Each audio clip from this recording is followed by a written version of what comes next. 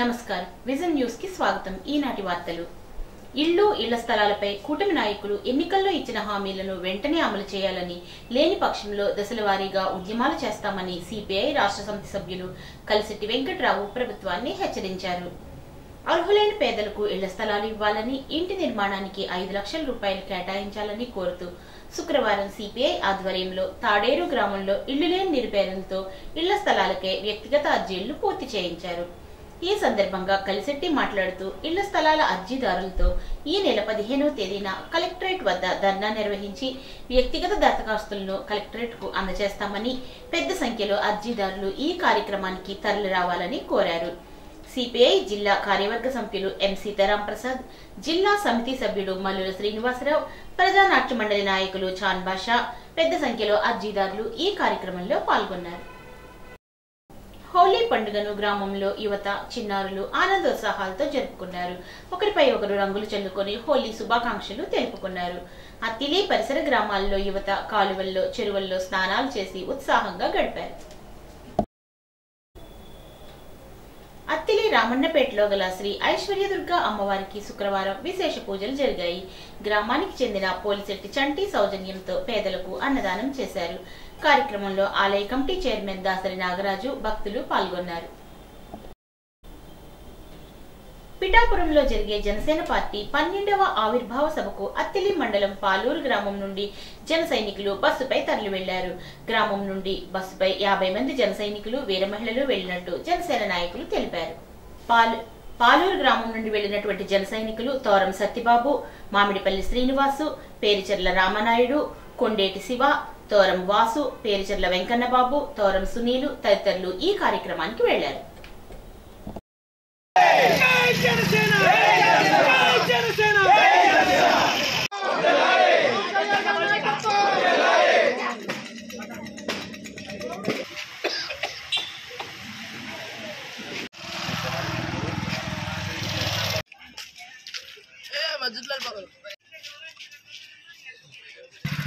అందరికీ నమస్కారం। 11 సంవత్సరాల సుదీర్ఘ పోరాటం తర్వాత ఈరోజు 12వ జనసేన పార్టీ ఆవిర్భావ దినోత్సవం సందర్భంగా జయకేతనం సభకి తణుకు నియోజకవర్గం పాలూరు గ్రామం నుంచి బయలుదేరి వెళ్తున్నాము।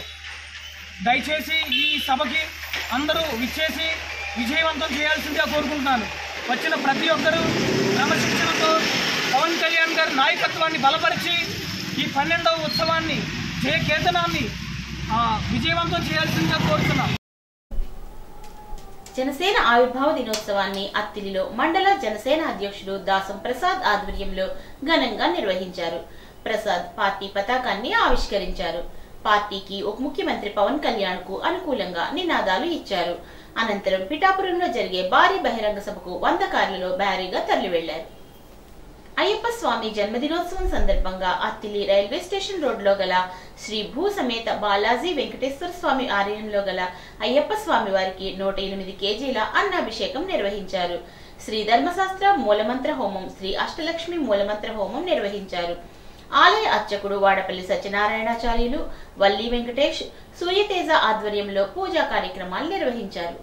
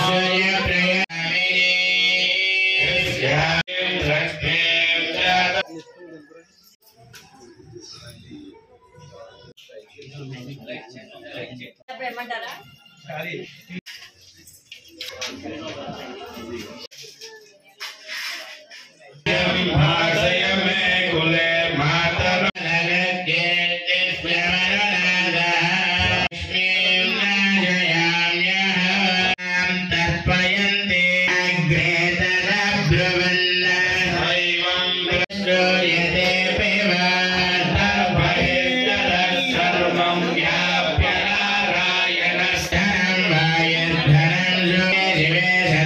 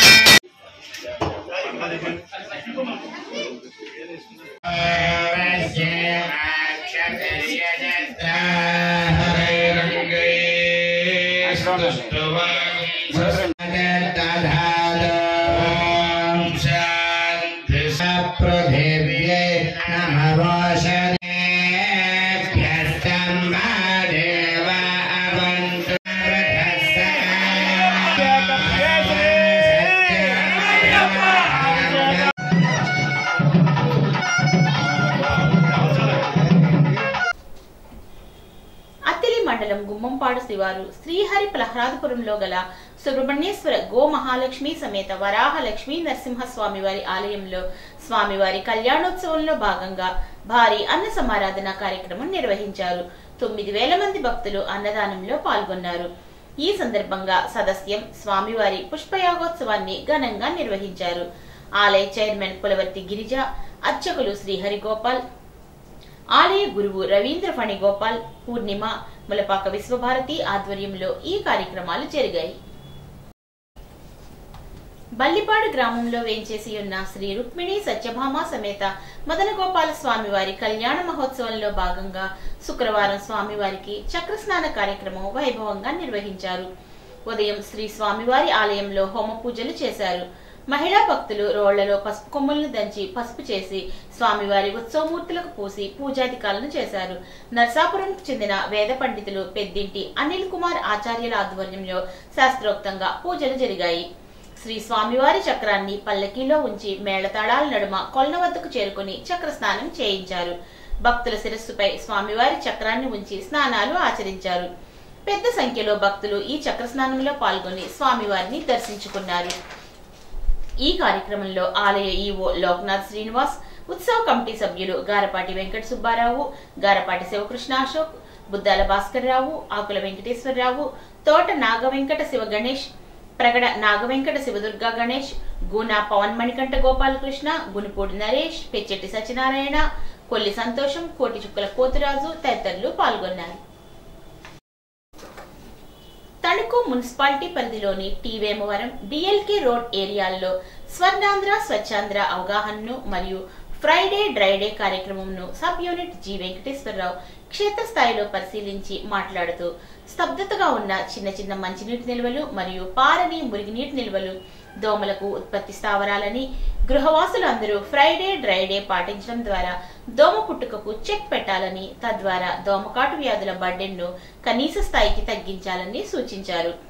ఇదే సందర్భంలో ప్రభుత్వం ప్రవేశపెట్టిన ప్రతి 3వ శనివారం రోజున నిర్వహిస్తున్న స్వర్ణాంధ్ర స్వచ్ఛాంధ్ర అనేది ఒక ఆరోగ్య రక్షణ కార్యక్రమం అని, శారీరక మానసిక ఆరోగ్యం, స్వచ్ఛమైన వాతావరణం, ఇంటి వద్ద పరిసరాల్లో మరియు కార్యాలయాల్లో శుభ్రత పాటించడం ద్వారాను, సింగిల్ యూజ్ ప్లాస్టిక్ ను నిర్మూలించడం మరియు రీయూజబుల్ వస్తువులను వాడడం ద్వారా ఈ కార్యక్రమాన్ని విజయవంతం చేసే బాధ్యత ప్రతి ఒక్కరిపై ఉందని వివరించారు. ఈ కార్యక్రమంలో filaria control unit supervisor K Satyanarayana, ward health secretary Baby Kumari, Marthamma తదితరులు పాల్గొన్నారు. విశాఖ ఉక్కు పరిశ్రమకు సొంత గనులు కేటాయించాలని సిఐటియు జిల్లా కార్యదర్శి పివి ప్రతాప్ డిమాండ్ చేశారు. శుక్రవారం స్థానిక నరేంద్ర సెంటర్లో సిఐటియు ఆధ్వర్యంలో విశాఖ ఉక్కు పరిశ్రమకి సొంత గనుల నిర్వహణ నిధులు కేటాయించాలని, కాంట్రాక్ట్ కార్మికుల తొలగించడం ఆపాలని ధర్నా నిర్వహించారు. విశాఖ ఉక్కు ప్రైవేటీకరణ ఆపాలని, సొంత గనులు కేటాయించాలని పెద్ద ఎత్తున నినాదాలు చేశారు. ఈ సందర్భంగా ప్రతాప్ మాట్లాడుతూ గత 10 సంవత్సరాల నుండి విశాఖ ఉక్కు పరిశ్రమను అమ్మేయడం లేదా ప్రైవేటైజేషన్ చేయడానికి కేంద్ర ప్రభుత్వం ప్రయత్నిస్తుందని విమర్శించారు. విశాఖ ఉక్కు ఆంధ్రుల హక్కు. ఈ పరిశ్రమ కోసం 32 మంది యువత బలి అయ్యారని పేర్కొన్నారు. ఎన్నో త్యాగాలు, పోరాటాల ద్వారా వచ్చిన ఉక్కు పరిశ్రమను ఆంధ్రప్రదేశ్ లో లేకుండా చేస్తామంటే తెలుగు ప్రజలు చూస్తూ ఊరుకోరని అన్నారు. విశాఖ ఉక్కు పరిశ్రమ తరువాత స్థాపించిన కార్పొరేట్ స్టీల్ ప్లాంట్లకు గనులు కేటాయించినప్పుడు ప్రభుత్వ అధీనంలో ఉన్న విశాఖ ఉక్కుకు ఎందుకు కేటాయించట్లేదు అని ప్రశ్నించారు. గత 400 పైన రోజులుగా ఉక్కు కార్మికుల ఆందోళన వలన ప్రైవేటైజేషన్ చేయడానికి కేంద్ర ప్రభుత్వానికి ధైర్యం చాలడం లేదని, విశాఖ ఉక్కు ఆంధ్ర సొంతమని దాని జోలికి వస్తే మళ్లీ పెద్ద ఎత్తున గతంలో జరిగిన ఉద్యమాలు పునరావృతం అవుతాయని హెచ్చరించారు. ఈ కార్యక్రమంలో సిఐటియు మండల కార్యదర్శి గుబ్బల గోపి, నరసింహారావు, గోవిందరావు, అచంట శ్రీరామ్మూర్తి, వెంకటేశ్వరరావు, కిషోర్, రమణ తదితరులు పాల్గొన్నారు. వెయ్యి. ఆపాలి విశాఖ స్టీల్ ప్లాంట్ ప్రైవేటీకరణ, ఆపాలి విశాఖ స్టీల్ ప్లాంట్ ప్రైవేటీకరణ, ఆపాలి కేటాయించాలి స్టీల్ ప్లాంట్ గనులను, కేటాయించాలి స్టీల్ ప్లాంట్ గనులను, కేటాయించాలి స్టీల్ ప్లాంట్ నిధులను. విశాఖ ఉక్కు ఫ్యాక్టరీకి సంబంధించి ప్రైవేటీకరణ ఆపాలని, అలాగే విశాఖకు సంబంధించినటువంటి ఫ్యాక్టరీకి గనులు వెంటనే కేటాయించాలని, అలాగే ఇటీవల పని ఆపినటువంటి కాంట్రాక్ట్ కార్మికుల్ని విధుల్లోకి తీసుకోవాలని, అలాగే విశాఖ స్టీల్ ప్లాంట్కి నిధులను కూడా కేటాయించాలి బడ్జెట్లో అని చెప్పి సిఐటి ఆధ్వర్యంలో ఈరోజు రాష్ట్ర వ్యాప్తంగా నిరసన ధర్నాల్ని నిర్వహించడం జరుగుతూ ఉంది. విశాఖ స్టీల్ ప్లాంట్కి సంబంధించినటువంటిది అంటే మన ఆంధ్రులకు సంబంధించినటువంటి ఇవాళ హక్కు, ఆత్మ గౌరవానికి సంబంధించినటువంటి ఒక నినాదంగా ఇవాళ ఉన్నది. గత గడిచినటువంటి కాలం నుంచి విశాఖ స్టీల్ ప్లాంట్ ప్రారంభం నుంచి కూడా ఇవాళ అనేక రకాలైనటువంటి పురిటి నొప్పుల్ని ఇవాళ అనుభవించాల్సినటువంటి పరిస్థితి ఏర్పడుతూ ఉంది. విశాఖ స్టీల్ ప్లాంట్ కోసం ఆ రోజు 32 మంది త్యాగం చేశారు.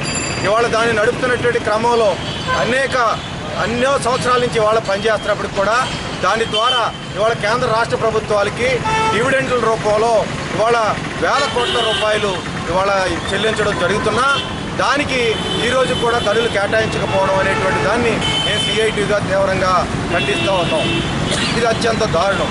ఈ కాలంలో వచ్చినటువంటి ఇవాళ కార్పొరేట్కి సంబంధించి ఇవాళ అదానీ కానీ లేదు జిందాల్కి సంబంధించినటువంటిది కానీ లేదు ఇతర స్టీల్ ప్లాంట్లు అన్నిటికీ కూడా గనులు కేటాయించారు. మరి ప్రభుత్వ రంగంలో ఉన్నటువంటి దానికి ఎందుకు కేటాయించలేదు, ఎందుకు వివక్ష చూపిస్తున్నారని చెప్పి సందర్భంగా ప్రశ్నిస్తూ ఉన్నాం. కాబట్టి ఇవాళ నష్టాలు వస్తున్నాయంటే దానికి కారణం గనులు కేటాయించకపోవడమే అని చెప్పి సందర్భంగా స్పష్టం చేయదలుచుకున్నాం. దానికి గనులు కేటాయించాలి, అలాగే దాని ప్రైవేటీకరణ ఆపాలి, దానికి నిధులు కేటాయించాలి, అలాగే దానికి సంబంధించి ఇటీవల కాంట్రాక్ట్ కార్మికులని విధుల నుంచి ఆపారు, వాళ్ళందరినీ తిరిగి తీసుకోవాలని చెప్పి సందర్భంగా సిఐటిగా డిమాండ్ చేస్తున్నాం. జన్మనిచ్చిన మాతృమూర్తి జ్ఞాపకార్థం పేద మహిళలకు వస్త్రదానం చేయడం అభినందనీయమని ఆంధ్రప్రదేశ్ వ్యవసాయ కార్మిక సంఘం జిల్లా సహాయ కార్యదర్శి బళ్ళ చినవీరభద్రరావు అన్నారు. ఆంధ్రప్రదేశ్ వ్యవసాయ కార్మిక సంఘం ఆధ్వర్యంలోని సాలిపేటలో పార్వతీదేవి ఆలయం వద్ద గుత్తికొండ సత్యమ్మ 8వ వర్ధంతిని నిర్వహించారు. ఈ సందర్భంగా ముందుగా ఆమె చిత్రపటానికి కోడలు గుత్తికొండ గీతాంజలి పూలమాల వేసి ఘనంగా నివాళులర్పించారు. అనంతరం ఆమె చేతుల మీదుగా పేద మహిళలకు స్వీట్లు, చీర, జాకెట్లు పంపిణీ చేశారు. ఈ సందర్భంగా వీరభద్రరావు మాట్లాడుతూ కీర్తిశేషులు గుత్తికొండ మల్లయ్య, సత్యమ్మ దంపతుల కుమారుడు రామకృష్ణ, గీతాంజలి దంపతులు ప్రతి ఏటా వారి సంపాదనలో కొంత భాగం కేటాయించి గొప్ప ఆలోచనతో సేవా దృక్పథంతో పేదలకు వస్త్రదానం చేయడం అభినందనీయం అన్నారు. ప్రతి ఏటా నిర్వహించే ఇటువంటి సేవా కార్యక్రమాల్లో మరింత ఎక్కువ మంది పేదలకు సహాయ సహకారాలు అందించాలని ఆయన కోరారు. ఈ కార్యక్రమంలో గుత్తికొండ గీతాంజలి, బళ్ళ నాగలక్ష్మి, అంబటి రామకృష్ణ, ఎండమూరి నాగేంద్ర, విశ్వనాథం సుబ్బారావు, సౌరపల్లి రామకృష్ణ, వీరభద్రరావు, అజయ్ తదితరులు పాల్గొన్నారు. రేలంగి గ్రామానికి చెందిన అడవికొలను చారిటబుల్ ట్రస్ట్ అధ్యక్షుడు అడవికొలను వేణుగోపాల్ కృష్ణను గుడివాడ విశ్వబ్రాహ్మణ సంఘీయులు ఘనంగా సత్కరించారు. ట్రస్ట్ తరపున వీరబ్రహ్మం గారి చరిత్ర పుస్తకాలను ముద్రించి ఉచితంగా అందజేస్తున్న వేణుగోపాల్ కృష్ణ అభినందనీయుడు అన్నారు. రాష్ట్ర ఉద్యోగుల సంఘ ప్రధాన కార్యదర్శి భవిరి శంకర్నాథ్ వీరబ్రహ్మేంద్ర స్వామి వారి ఆలయం వద్ద జరిగిన కార్యక్రమంలో వేణుగోపాల్ కృష్ణను ఘనంగా సత్కరించారు. ఉద్యోగుల సంఘ ప్రధాన కార్యదర్శి శంకర్నాథ్, సత్యనారాయణ, ఆలయ కమిటీ సభ్యులను వేణుగోపాల్ కృష్ణను సత్కరించారు. గత ప్రభుత్వం నిరుపేదలకు ఇచ్చిన జగనన్న కాలనీలలో మౌలిక వస్తువులను కల్పించడంలో ప్రభుత్వాలు విఫలమయ్యాయని సిపిఎం జిల్లా కార్యదర్శి గోపాలన్ మండిపడ్డారు. శుక్రవారం ఉండి మండలం మహదేవపట్నం గ్రామానికి చేరుకున్న సైకిల్ యాత్ర బృందానికి సిపిఎం మండల కార్యదర్శి చీర్ల శేషు ఆధ్వర్యంలో ఘన స్వాగతం పలికారు. ఎన్ఆర్పి అగ్రహారం, ఉండి జగనన్న కాలనీల్లో పర్యటించిన సిపిఎం సైకిల్ యాత్ర బృందం దృష్టికి ప్రజలు పలు సమస్యలను తీసుకుని వచ్చారు. ఈ సందర్భంగా గోపాలన్ మాట్లాడుతూ ఎన్ఆర్పి అగ్రహారంలోని ఇళ్ల స్థలాల లబ్ధిదారులకు ఉండి మెయిన్ రోడ్లోని పాలకేంద్రం వద్ద ఇళ్ల స్థలాలు ఇస్తామని చెప్పి నాటి తహసీల్దార్ నాయకులతో కుమ్మక్కై 222 మంది లబ్ధిదారులను మోసం చేసి వెలివర్రు గరువులో ఇళ్ల నిర్మాణానికి పనికిరాని మౌలిక వస్తువులు లేని స్థలాలను కేటాయించారని మండిపడ్డారు. అదేవిధంగా ఉండి జగనన్న కాలనీలో సుమారు 653 మంది లబ్ధిదారులకు స్థలాలు ఇవ్వగా మౌలిక వసతులు కల్పించకపోవడంతో కేవలం 50 మంది మాత్రమే ఇళ్ల నిర్మాణాలు పూర్తి చేశారని, సుమారు ఒక్కొక్కరు 15 లక్షల రూపాయల వరకు ఖర్చు చేసి ఇళ్లు నిర్మించుకున్నారని, కానీ వారికి ఎటువంటి సౌకర్యాలు కల్పించలేదని మండిపడ్డారు. జగనన్న కాలనీల్లో ఇళ్ల స్థలాల లబ్ధిదారులకు ఇళ్ల నిర్మాణానికి 5 లక్షల రూపాయలు కేటాయించాలని, మౌలిక వసతులు కల్పించాలని ఈ నెల 17వ తేదీన కలెక్టరేట్ వద్ద జరిగే నిరసన కార్యక్రమంలో జగనన్న కాలనీల ప్రజలు పాల్గొని కార్యక్రమాన్ని విజయవంతం చేయాలని ఆయన కోరారు. ఈ సైకిల్ యాత్రకు ప్రజా సంఘాల రాష్ట్ర నాయకులు వై రాము సంఘీభావంగా పాల్గొన్నారు. ఈ కార్యక్రమంలో సిపిఎం జిల్లా కార్యదర్శి వర్గ సభ్యులు బురిడి వాసుదేవరావు, జిల్లా కార్యదర్శి క్రాంతిబాబు, ప్రజా సంఘాల నాయకులు వైకుంఠరావు, సత్యనారాయణ, ఆంజనేయులు, గొర్ల రామకృష్ణ, దనికొండ శ్రీనివాస్, కొట్టాడ వెంకటేశ్వరరావు, చీర్ల శ్రీనివాస్, రామపూరి వెంకటరత్నం తదితరులు పాల్గొన్నారు.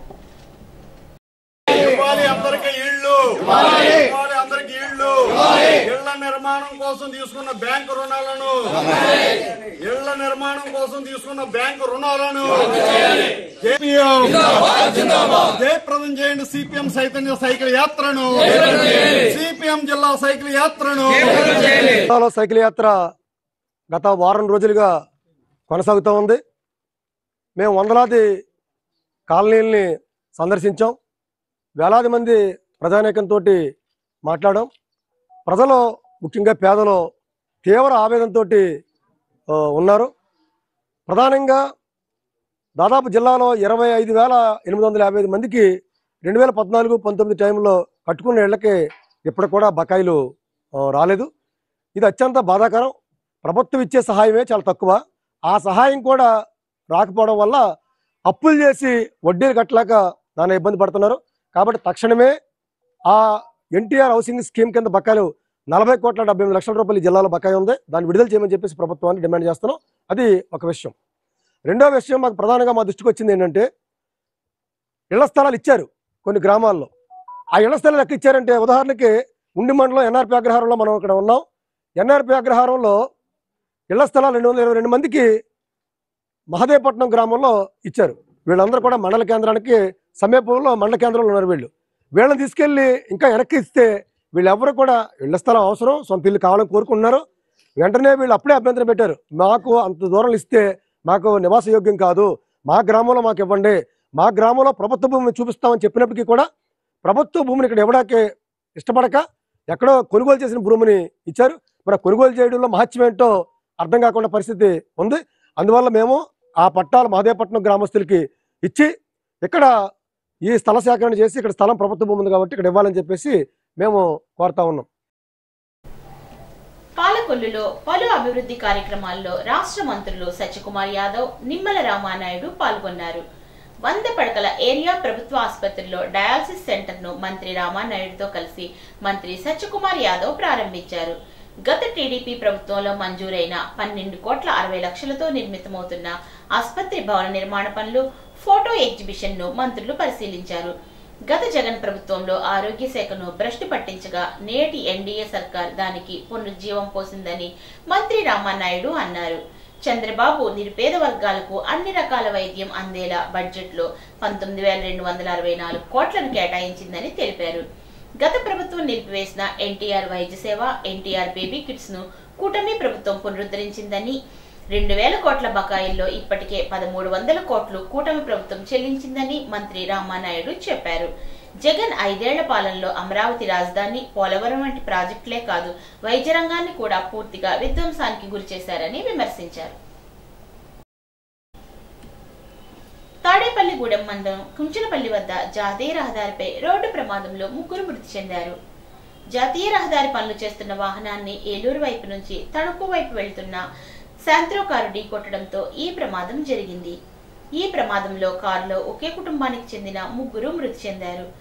ఈ మృతి చెందిన వారిలో బోగెళ్ల వెంకట సత్య సురేష్, భార్య నవ్య అక్కడికక్కడే మృతి చెందగా వారి కుమార్తె 4 ఏళ్ల చిన్నారి వాసవి కృష్ణ తణుకు ప్రభుత్వాసుపత్రికి తరలించగా చికిత్స పొందుతూ మృతి చెందింది.